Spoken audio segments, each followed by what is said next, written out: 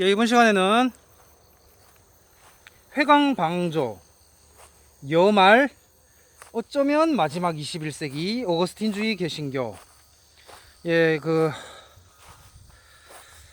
로마 쪽에서는 뭐 아우구스티노 뭐 이럴 수 있지만 개신교에서는 이제 어거스틴이라고 말을 하기를 즐겨하죠. 어거스틴주의 개신교. 그래서 그 왕박씨와 명고려, 중도정치 조국과 류석춘 사이에서 라는 제목으로 말씀을 전하고자 합니다. 예, 이거 뭐 합동측이네요. 수동교회.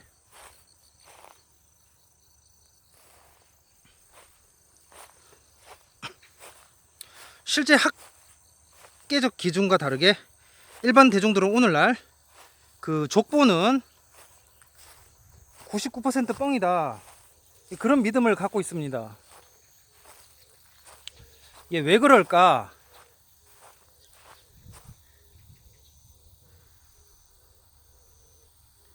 그것은 너무 신라 가야에만 기준을 맞췄기 때문입니다.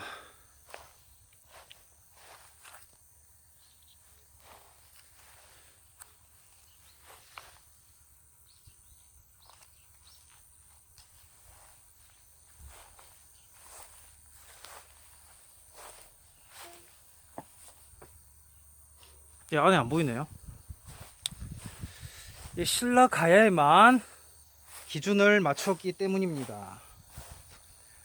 신라 가야계냐 아니냐 문제에 집착했기 때문이죠. 흉노 유전자냐 아니냐 문제에만 너무 몰두했기 때문입니다. 하지만요, 이 양반이라고 한다면 이 고려 조선시대 기준에서 양반이라고 하면은, 한국학 기준에서요, 양반이라고 하면은 실제 인구수는 더 늘어나게 될 것입니다. 현대 한국기원이 여말선초라고 자주 말해왔는데, 그 삼별초와 가미가제 반몽투쟁은 현대 한국 일본 기원이 되겠습니다. 마지막으로 이것을 마산 몽고정에서 끝을 냈고요. 원이 물러가면서 반원 세력이 떠오르죠. 아직 국경이 확정되지 않았던 때, 그러니까 인종과 국경 매칭이 잘 되지 않다가 현대 기준에서요, 이 비로소 국민왕 때에 와서야 일치가 되게 된 것입니다. 자, 이곳은 안동에 있는 국신당입니다. 이곳에서 공민왕 신앙에 대해 다뤄보고자 합니다. 안동하면 공민왕 신앙으로 또 유명하죠. 그리고 풍산율씨와의 관계에 대해서도 보겠습니다. 풍산율씨와 공민왕 관계에 대해서 말이죠, 이 점들에 대해서 보겠습니다. 고려시대 유명한 왕은 총 4명입니다. 그중 셋은 태조, 광종, 성종 모두 전기때 왕이고, 나머지 하나가 바로 오늘 다룰 후기때 왕 공민왕이 되겠습니다. 공민왕은 반원 자주 개혁으로 유명합니다.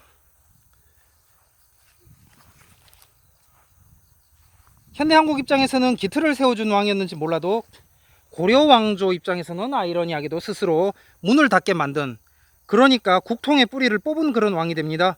뭐 어쩔 수 없었다고 보여지고요. 시대 정신이 짜이트가이스트가 그렇게 거부할 수 없는 흐름으로 흘러갔으니까, 고려는 태조가 호족을 모아서 건국을 하고 광종이 대숙청으로 권위를 세웠다면은 성종은 그 권위를 바탕으로 문치주의, 국가제도의 기틀을 잡죠.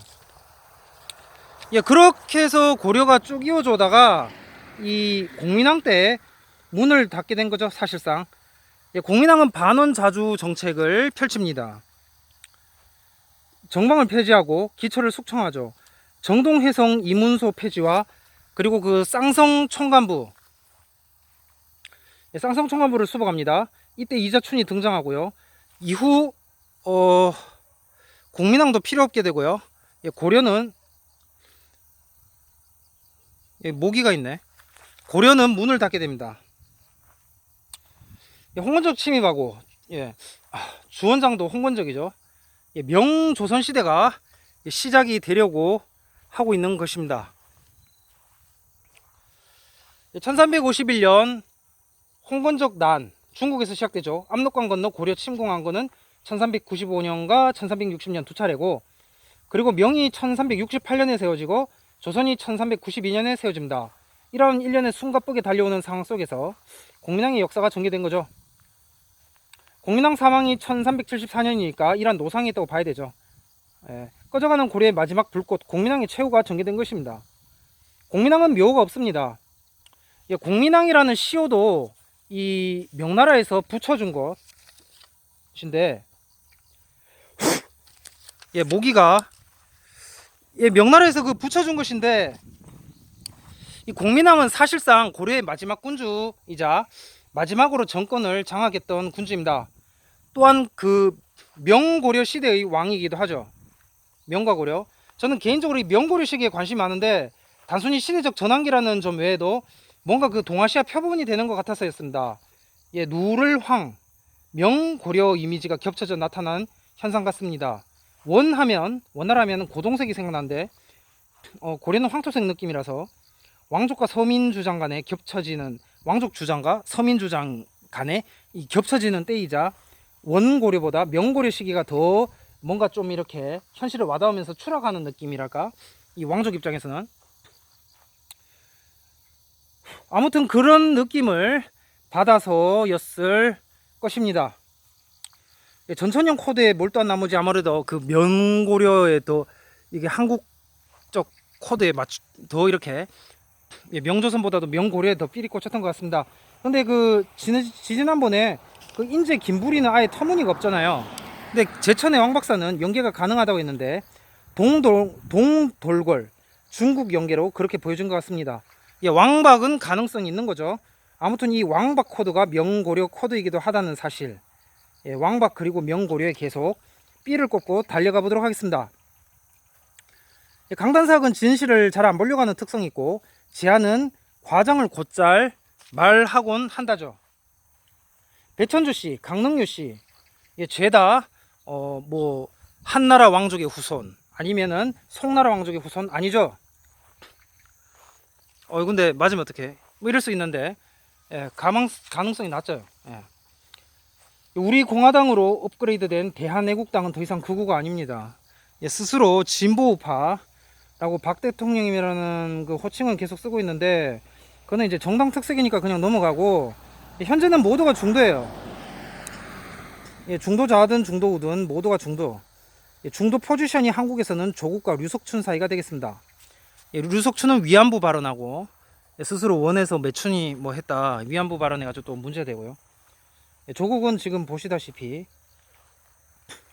그렇죠. 그래서 이 지리적으로는 백두대간 남쪽, 그러니까 경기 강원 지역을 제외한 삼남 지역이 백두대간 끝자락에 해당되죠. 국가사로는 가야고려. 앞서 그 대항한 편에서도 말했듯이 가야고려가 되겠습니다. 자, 오늘 이렇게 국신당에 왔는데, 뭐 타는 냄새 나네. 국신당에 왔는데요, 공민왕 신당입니다. 고려 후기 제31대 공민왕에게 부여한 무속신격 왕신인데요, 이 공민왕이 신령으로 된 유래는 명확하지 않습니다. 반원책으로 국경을 회복하려 했던 점과 왕으로서 신하에 죽임당한 사실이 민중의 마음에 와닿아서 훗날 신령으로 모셔진 듯 합니다. 반원고려 코드죠. 물론 이러한 예는 조선시대에도 찾아볼 수 있죠. 반원조선, 사도세자가 별상으로 받들어진 데서 볼 수 있죠. 한국인이 몽고종 아니죠. 몽고인하고 한국인 간의 유전적 특성은 사실상 없죠.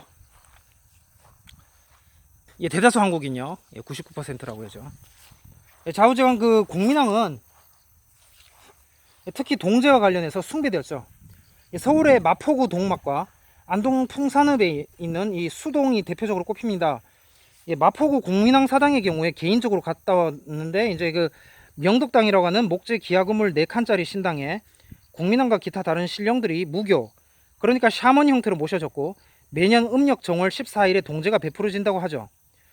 그 샤머니즘과 기독교는 구분해야겠죠. 문명과 영혼 구원을 구분해야 되는 것과 같습니다. 바빌론과 이스라엘은 구분해야겠죠. 경상북도 안동시 풍산읍 수동에는 국신당 또는 나라당이라 불리는 작은 신당이 있습니다. 여기죠. 여기는 그 공민왕 양이상이 목조상으로 봉헌되어 있죠. 옛날엔 위패만을 모셨다고 해요. 근데 1916년 홍수로 유실되자 이후에 공민왕 부처를 신상으로 모십니다. 이 신인은 마을의 수호신으로 받들어지고요. 이 종면에도, 서울 종면에도 공민왕 신당이 있죠. 이 신당은 그 1395년 조선 태조 4년 한양의 도읍을 정하고 경복궁 및 종묘를 연건할 때 세워졌습니다. 전하는 바에 의하면 종묘를 지을 때 북쪽에서 그 회오리 바람이 불어오고 그와 함께 어떤 물건이 묘정에 떨어져 그것을 주워보니 공민왕 영정이었다고 하죠. 군신이 놀라 협의 끝에 영정을 봉헌하기 위해서 신당을 지었다는 것입니다. 영정은 공민왕과 노국공조가 한자리에 있는 그림으로 공민왕의 어필이라 전하며 그 밖에 준마도가 봉헌되어 있습니다. 그 뒤 매년 봄, 가을로 종묘 직원이 비공식으로 제례를 드렸고 이어서 인근 주민이 치성을 올렸지만 현재는 더 이상 지켜지지 않습니다. 오늘날 우리가 잘 아는 중국에서 한국에 내려주는 임금 칭호, 그거 고려 공민왕 때 있었죠. 아들 우왕은 그 독자적으로 그 경효대왕이라고 올렸는데, 하지만 25대 충렬왕 시로도 경효왕이라고 해서 혼동의 우려가 있기 때문에 공민왕이라는 이름으로 곧잘 더 많이 불립니다. 아들 왕후는 위화도 회군으로 비참하게 몰락하고 손자 왕창은 어린 나이에 올라 힘 한 번도 못 썼죠. 끝내 신돈 후손으로 몰려서 처형이 됩니다. 이들은 왕씨도 아니고 옥자를 찬탈한 악당으로 강조되어 조선왕조는 아예 고려사 정사에 넣지 않고 고려사 열전 반역죄에 넣어서 비난을 했죠. 근데 이것은 그 고려가 신라에 한 것과 마찬가지로 전왕조 비난으로 현왕조 정통성 내세우기 작업의 일환이었던 것 같습니다. 대다수 그렇게 보고 있고요, 학자들이. 방법이 똑같지 않습니까? 결국 창왕의 뒤를 이은 공양왕은 어떻게든 고려를 지키고자 군신동맹을 맺자면서 끝까지 선양하지 않고 버티다가 결국 강제 폐위되죠. 고려 공양왕릉은 크게 세 곳을 얘기를 하는데,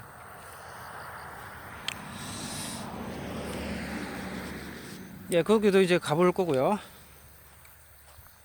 원간섭기 아래 충렬왕 때부터 묘를 올리지 못하게 돼요. 모두 시호로 격하되죠. 태조는 조왕, 성종은 성왕, 뭐 이렇게. 근데 공민왕이 5묘제 태묘를 다시 7묘제로 사용했다고 고려사에 나와 있습니다. 하지만 공민왕 반원책이란 게 앞서 말했지만 이 참 아이러니한 게요, 이게 그 백성 기준이거든요. 여기 모기가 되게 많네.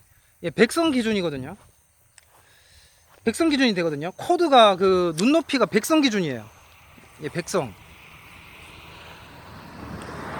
중심으로 이제 본격적으로 가게 되는 건데, 근데 본인은 아니란 말이죠.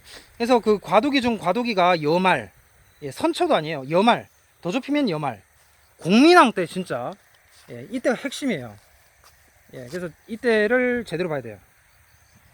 아직 경주편보다 지금 분량도 2배로 늘어났습니다. 이때를 깊이 이렇게 보고 있는데, 신라는 간단해. 그냥 뭐 DNA 보고 미래 좀 이렇게 맞춰보면 나오거든요. 근데 이거는 이제 하플러도 비슷하고 하니까 이렇게 집중적으로 막 이렇게 어떤 독일 철학적으로 막 이렇게 보고 있는 거예요. 서양으로 치면. 자, 고려 말기. 고려는 명나라를 삼국으로 우대하죠. 동토르크 계통이 중국 한족에게 찌그러진 거예요. 몽골이 몽고로 중국이 불리듯 그리 된 겁니다. 명나라는 우왕 11년에 공민왕 시호를 내린데 이 신진사대부를 적극 기용합니다. 이색, 이숭인, 정몽주, 정도전 등이 대표적이고요. 이들 일부는 조선 개국 공신이 되죠. 물론 정도전 등 급진파 신진사대부가 조선 개국에 일조합니다. 당시엔 좋았는데 훗날 재앙으로 다가오지 않겠습니까? 조선. 공민왕 당시에는 아직 그 정몽주, 정도전은 젊은 세대로 크게 두각을 드러내지 못하던 때입니다. 그러면 누구였는가? 정씨보다 이씨였는데, 이 이재형과 그의 제자 이색, 그리고 이인임의 형인 이인복과 같은 과거 원나라 과거 급제 출신 재상이었습니다. 이 이씨들은 정씨 세대보다 보수적이었고 기존 기득권과도 얽혀있죠. 지금의 이명박근혜 랄까, 이 여말 시기가 중요한데요. 이 공민왕 시대 말이죠.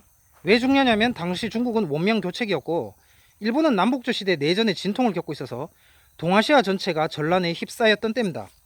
유럽 기독교 입장에서는 오스만 팽창과 흑사병 유행으로 혼란했죠. 그러니까 유라시아의 정상적인 나라가 잘 없던 시대에 동아시아는 고려가 그나마 정상적이었다.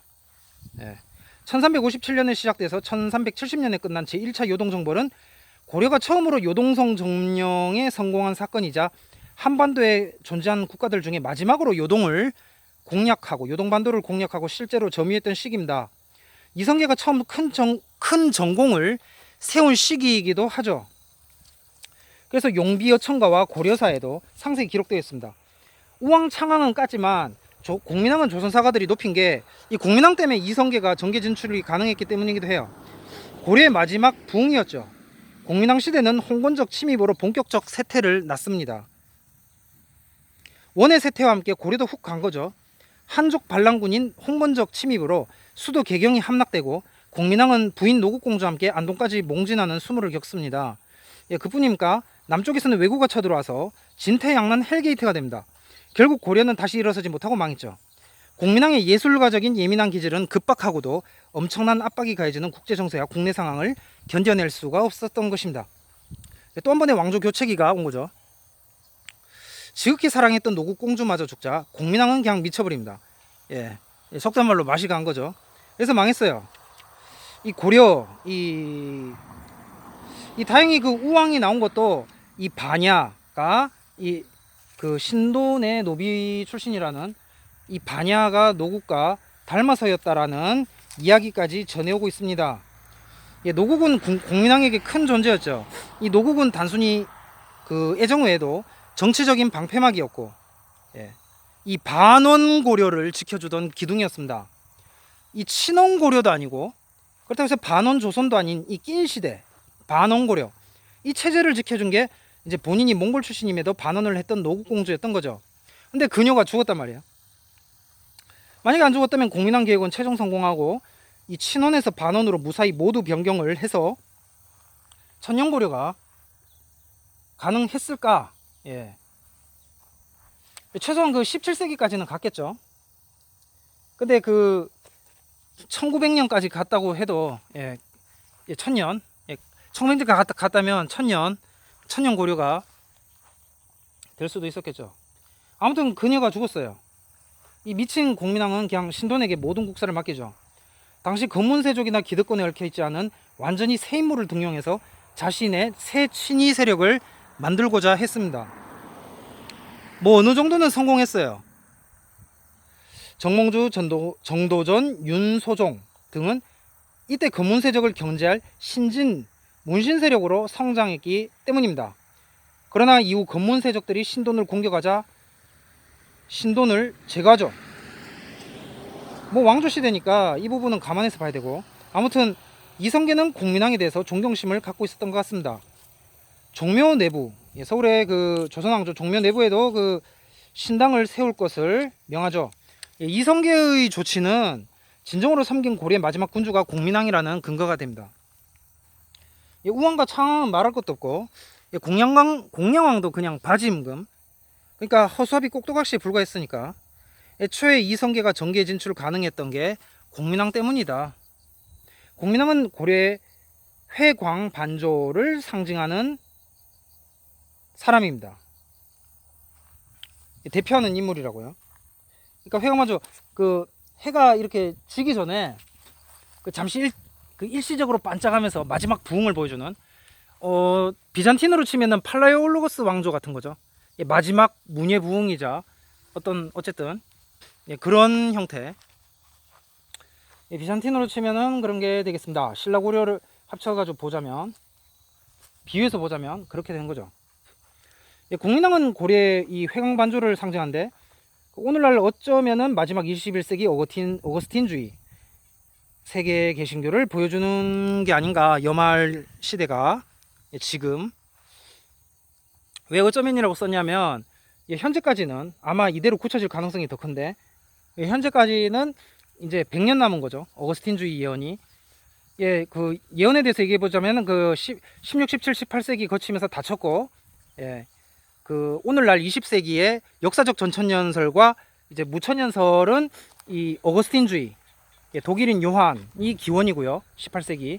그 다음에 그 20세기 세대주의 전천연설은 이제 그 앵지즘, 앵글리칸 시오니즘이나 아니면은 플레밍 2세 뭐 그런 게 더 기원이. 그러니까 당시에는 이게 문자적 해석이 번성하던 시대고, 그러니까 오늘날이 아니죠. 20세기에는 이제 영적 해석, 그러니까 이 비유적인 게 더 했는데, 그럼에도 불구하고 세대주의 전천연설은 끝까지 문자를 안 놨죠. 그러니까 3대 1이잖아요. 어떻게 보면 2대 0, 그리고 당시에는 2대 0, 그리고 20세기에는 뭐 1대 1, 그러니까 3대 1. 예. 어쨌든 그렇습니다. 뭐 이 개신교란 것 자체가 이 문자적 해석이 기본이니까. 예, 그렇죠. 가톨릭과 다르죠.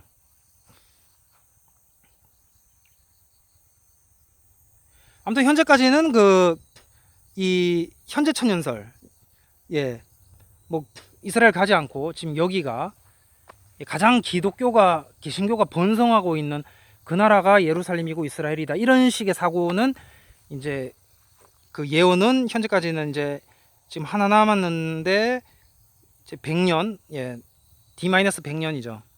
독일인 요한. 이건 전 세계에 보편적으로 적용되는 거예요. 뭐 한해녹하고 다릅니다.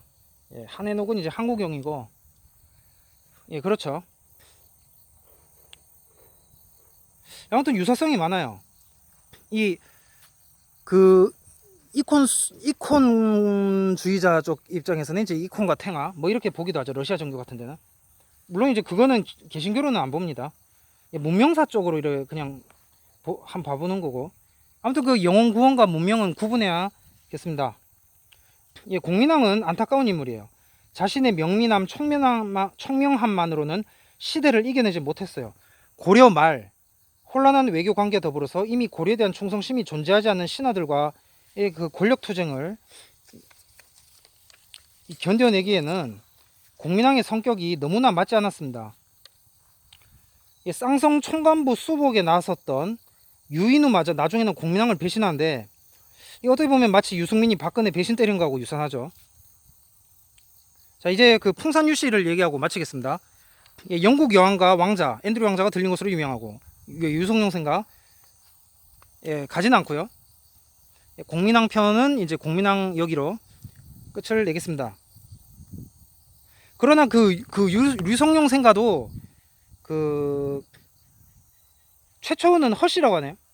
그러니까 허씨, 하이말요. 그러니까 허씨가 먼저 정착했고, 허씨 뒤에 박씨, 박씨 뒤에 류씨, 이렇게 되는 거예요. 그러니까 유승민이 박근혜 배신 때린 거죠. 말이 되는 거죠. 풍산유씨를 얘기하겠습니다. 공민왕이 안동으로 몽진해 올 때 하이말과 수동리의 경우에, 여기 수동인데 이 공민왕과 상당한 연관이 있습니다. 당시 그 풍산을 기반으로 한 풍산유씨들은 풍산을 거쳐 몽진한 공민왕과 일정한 연관을 지니게 마련이죠. 안동의 병산서원 전신인 풍악서당 토지 800두락이 공민왕이 몽진 시 하사한 사전입니다. 밭전자죠. 이 공민왕이 풍악서당에 사전을 내릴 정도면 상당히 밀접한 관계라는 것을 알 수가 있습니다. 수동의 경우에 풍악서당과 인접해서 공민왕이 몽진시 지나갔을 경우가 높습니다.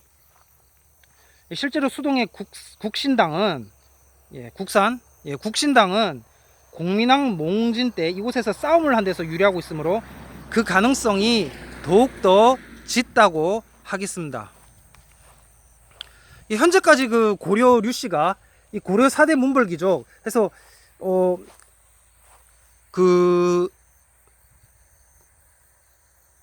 류채김이, 그래서 그 고려 류씨와 채씨는 아무래도 그 왕씨처럼 이 동돌골계가 아니었을까 생각을 하는데, 그 현재까지 고려 류씨가 생존한다면 풍산 류씨가 가장 가능성이 높아요. 그래서 이제 같은 계통이기 때문에 더 팔이 안으로 굽잖아요. 이렇게 하고, 그 다음에 뭐 신라 김씨는 유대인이긴 하지만은 그럼에도 자기 팔이 더 굽죠. 그래서 김씨가 다음에 하고, 그다음에 이씨는 그냥 상관이 없죠. 김씨도 아니고, 그렇다고 뭐 왕류 채씨도 아니고, 그러니까 뭐 그렇게 껐던 것 같습니다. 예, 예 그런 것 같아요. 예, 다음 편은 최영 편이에요. 그래서 오늘 류씨 받고 예 다음은 최영 편 차례예요. 그래서 경기 북부에서 뵙도록 하겠습니다.